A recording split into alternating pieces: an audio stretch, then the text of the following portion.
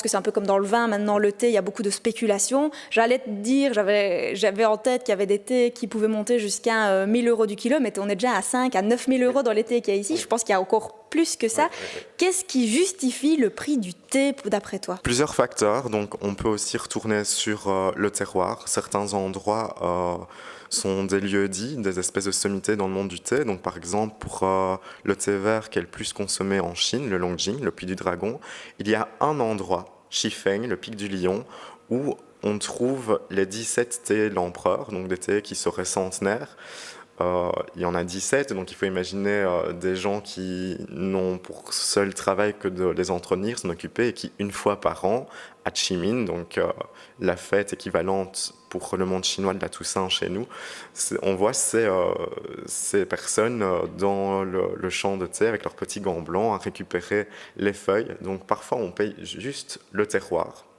Il y a des collectionneurs de thé comme ça. Par exemple, moi j'aime beaucoup des thés qui viennent des montagnes, du Wuyi, dans le Fujian. C'est ce qu'on appelle les Wuxiansha, qui ont des goûts vraiment extraordinaires, qui sont très caramel, un peu abricotés. Et il y a 5 noms comme ça, des noms assez poétiques. Il y a la fée de l'eau, il y a la tortue d'eau dorée, la grande robe rouge. Voilà, on est un peu collectionneur et on aime les retrouver. C'est vrai que c'est un peu plus cher, mais voilà, ça fait plaisir quand on les a. Autre facteur qui peut influencer, c'est la finesse de la cueillette. Donc, soit on peut avoir la finesse zéro, je vais appeler ça comme ça, c'est ce qu'on retrouve dans les petits sachets dans les grands commerces.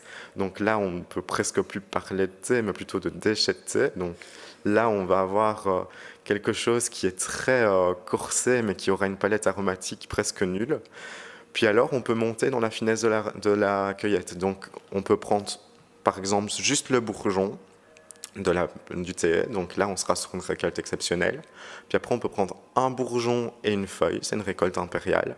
Ou alors un bourgeon, 2 feuilles, on peut descendre plus bas. Donc oui, la finesse, ça peut aussi influencer. Par exemple, pour le meilleur des thés blancs chinois, les Yinzen, les aiguilles d'argent, on va prendre juste le bourgeon. Et pour faire 1 kilo de thé, il faut 30 000 bourgeons, pour ne pas dire d'erreur.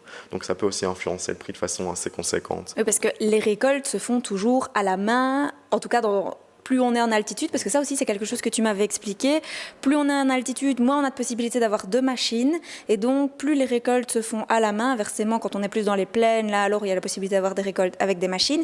Et tu m'avais parlé de ça aussi par rapport aux insecticides qu'on pouvait pulvériser. Oui. Donc, en effet, il y a de nombreux endroits dans le monde où on récolte encore à la main. Je pense à Darjeeling spontanément. Donc là, il n'y a généralement aucun souci. Je pense qu'on a tous en tête cette image des cueilleuses qui sont dans les champs de Darjeeling avec leur gros panier. Oui. Certaines régions de Chine, oui. Alors, forcément, en montagne, c'est évident. Ce sera toujours à la main. Impossible de monter là-bas avec une machine. Impossible de monter des bidons d'insecticides. Donc, tout se fait à la main.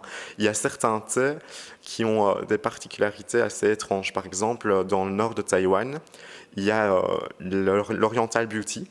C'est un thé qui est récolté en été, juste après qu'un petit insecte, le paoli, soit venu mordiller le bout de la feuille, ce qui va changer toute la structure chimique de la feuille, qui va booster les sucs, apporter un goût vraiment très étrange. Là, il faut bien se dire que si on utilise un insecticide, pas de paoli, pas d'Oriental Beauty. Donc, il y a toujours ce genre de petites particularités.